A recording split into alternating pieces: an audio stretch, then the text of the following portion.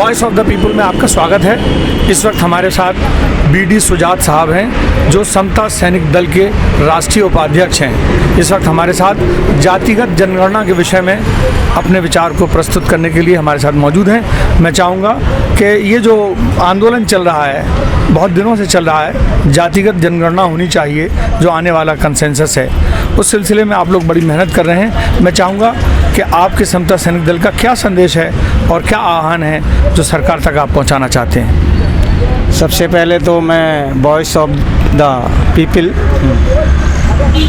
के जो टीम है, जो चैनल है, उनको धन्यवाद करना चाहूँगा कि आप एक बहुत ही अहम मुद्दा इस देश के अंदर जातिगत जनगणना 1931 में हुई थी, उसके बाद कोई हुई नहीं है, पिछड़ों की विशेष रूप से, और तब से आबादी देश की बहुत ज़्यादा बढ़ गई है। इसीलिए ये जातिगत जनगणना होनी चाहिए, और वो इसलिए होनी चाहिए कि यहाँ जो पिछड़ा समाज है, जो एससी समाज है, जो अल्पसंख्यक हैं, उनको उनका हकूक़ नहीं मिल रहा है। इसीलिए ये जाति गणना ज़रूर होनी चाहिए। और बाबा साहब अम्बेडकर ने संविधान तो लिख दिया, लेकिन पिछले दिनों जब यहाँ पर माननीय बीपी सिंह की सरकार थी और काशीराम जी भी अपना आंदोलन लेके चल रहे थे 89 और 90 के दशक में, तो उन्होंने दिल्ली और पूरे भारत की सड़कों पे लिखाया था कि मंडल आयोग लागू करो वरना कुर्सी खाली करो। तो मंडल आयोग जो है विशेष रूप से पिछड़ी जातियों के लिए बना था, लेकिन इन लोगों ने बड़ी चालाकी से पिछड़े ही समाज के बच्चे, जैसे वो गोस्वामी था, उसको बेचारे को वहाँ पे मार दिया, यानी एम्स के चौराहे पर। तो ये कितनी खराब बात थी। जिन लोगों को पता नहीं, उन्हीं को वो मारे जा रहे थे, जिनके हक की लड़ाई जो है माननीय काशीराम जी ने लड़ी, और उसके बाद उनके दबाव में, काशीराम जी के दबाव में बीपी सिंह जी ने मंडल आयोग को लागू कर दिया। तो आपने देखा होगा कि दिल्ली के अंदर इतना हाहाकार मचा दिया था। तमाम जो बसें हैं, चाहे डीटीसी की या रेलवे स्टेशन है, वो तमाम फूंक दिए गए थे। इतना बड़ा आंदोलन चला था इसको लेकर के। तो मंडल आयोग वही है। अब उसमें बाद में ये लागू भी हुआ, तो आबादी तो 52% है, लेकिन 52 की बजाय जो आरक्षण दिया है वो 27% दिया है।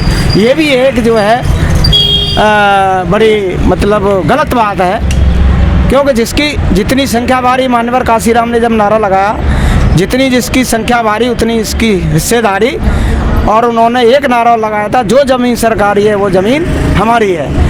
और इस देश में हम जो है हिस्सेदारी, भागीदारी को जो है लेकर के रहेंगे, और उसके लिए कानून भी बना। कांग्रेस गवर्नमेंट ने कहीं कहीं कानून भी बनाए, जैसे मध्य प्रदेश में 2000 में वो कानून बना। तो जब इन लोगों का हकूक़ जब दिया गया, ज़मीनें बांट दी गई, तो उन पर बड़े विवाद हुए, वहाँ पे गोलियाँ चली, और जो समझदार लोग हैं, उन्होंने जो गरीब लोग हैं उनको उनका हक नहीं दिया, और वो जो है वो लागू नहीं हुआ।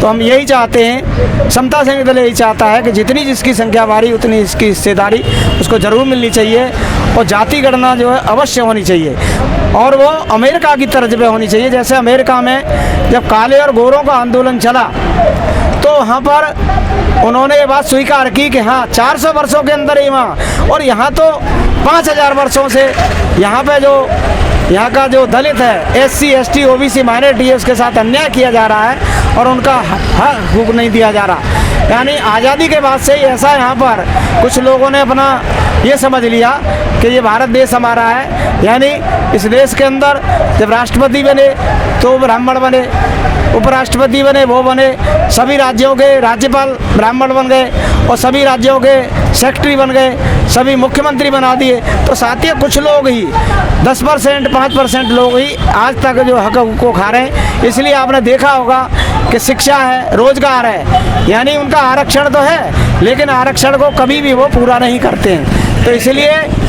हमें बदलाव की ज़रूरत है, और हम सब लोगों को मिलकर के, जितने भी हम बहुजन समाज के लोग हैं, चाहे SC हैं, ST हैं, OBC हैं, माइनॉरिटी हैं, मुस्लिम हैं, सिख हैं, ईसाई हैं, सब लोग मिलकर के एक आंदोलन चलाएं, और ये जो मनुवादी सत्ताएं जो बैठी हैं इनको भगाने का काम करें, क्योंकि ये झूठे वायदे करके, लुभावने वायदे करके सत्ता में आए। इन्होंने कहा हम 500 आदर्श गांव बनाएंगे, पूरे भारत में कोई एक भी आदर्श गांव नहीं बना।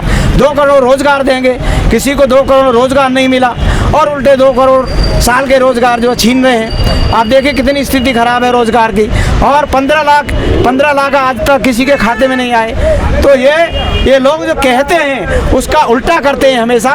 इसलिए समता सैनिक दल ये डिमांड करता है कि जाति जनगणना अवश्य होनी चाहिए और बहुसंख्यकों को भी मिल करके, बहुजनों को भी मिल करके अपना राजकाज इनके भरोसे नहीं रहना चाहिए और इनका जो राजकाज है उसको भी उखाड़ के फेंके नहीं गई। जब तक हम राजनीतिक सत्ता में भागीदार नहीं होंगे, जो की पोस्ट हैं जब तक हम वहाँ पे नहीं पहुँचेंगे, यानी और इसमें IAS IPS जो सबसे बड़ी जो कैटेगरी होती है, अब कुछ समाज के बच्चों ने उनमें जागरूकता आई है तो बहुत टॉपर में आ रहे हैं हमारे समाज के बच्चे जो है बहुजन समाज के। तो वहाँ पे भी इन्होंने जो है गद्दारी कर दी कि वहाँ 10% आरक्षण ले आए और 10% के माध्यम से जो हमारा संघ लोक सेवा आयोग भर्ती करता था उसकी बजाय वो डायरेक्ट ही भर्ती कर रहे हैं। तो ये पूरे के पूरे चाहे चुनाव आयोग हो, हाँ एक जो मुद्दा है वो EVM का मुद्दा भी बड़ा महत्वपूर्ण है। ये लोग EVM के माध्यम से भी हमारा जो वोट है उस पर डाका डाल रहे हैं और जहाँ दिखाई देता है कि ये जो बहुसंख्यक समाज ज़्यादा रहता है वहाँ उनके वोट भी काट देते हैं। वोट काट करके भी ये राज सत्ता में आ रहे हैं। तो अब तो ये हर तरह से हर अर्थगंडे बेईमानी के अपना रहे हैं और अपना करके राज सत्ता में बैठे। इसीलिए एक EVM का भी मुद्दा है। EVM से चुनाव नहीं होना चाहिए। हम चाहते हैं कि जो अब जो चुनाव है वो बैलेट पेपर से हो। ये भी समता सैनिक दल मांग करता है और यही मांग करता है कि इन लोगों को भगाना है। कमाने वाला खाएगा, चोर लुटेरा जाएगा और नया जमाना आएगा। ये इन्हीं बातों के साथ मैं अपनी बात समाप्त करता हूँ और पुनः आपका धन्यवाद करता हूँ। और इन मनुवादियों को उखाड़ने के लिए हम सब लोगों को इकट्ठा होना पड़ेगा, गांव-गांव में जाएं।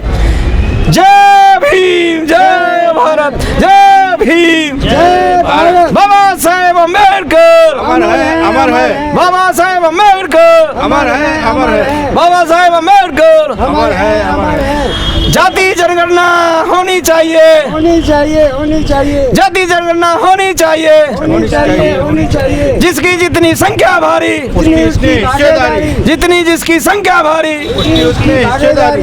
बहुत बहुत धन्यवाद।